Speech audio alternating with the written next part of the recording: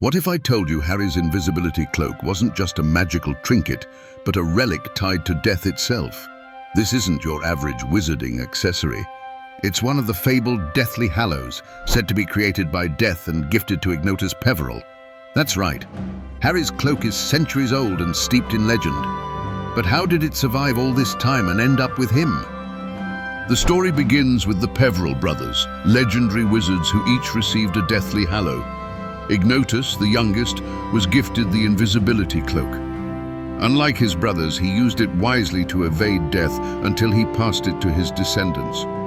Over generations, the cloak was carefully preserved, eventually merging into the Potter family line. This wasn't just inheritance, it was a legacy of survival, secrecy, and magical mastery. So, how exactly did the cloak reach Harry?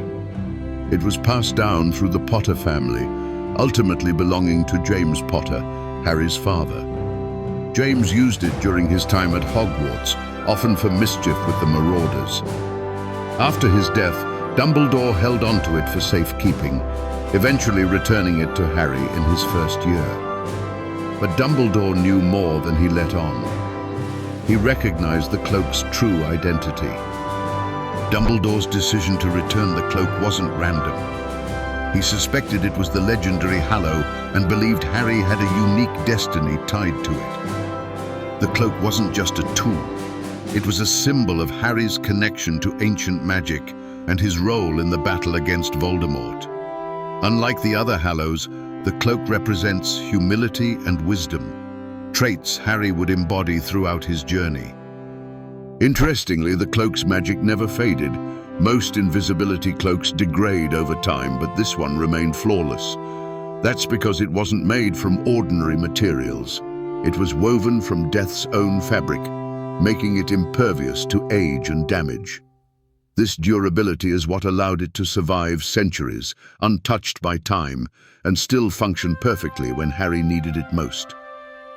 The cloak's symbolism runs deep. While the Elder Wand and Resurrection Stone brought destruction and obsession, the Invisibility Cloak offered protection and peace.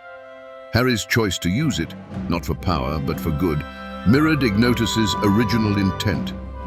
In the end, Harry didn't seek to master death, but to understand and accept it. That's what made him the true master of the Hallows. So, next time you see Harry slipping under that cloak, remember, it's not just a cool trick. It's a centuries-old artifact, passed down through bloodlines, tied to one of the oldest legends in wizarding history. It's a symbol of wisdom, humility, and the quiet strength to walk unseen when others seek glory. That's the true magic of the Invisibility Cloak, and why it rightfully belongs to Harry Potter.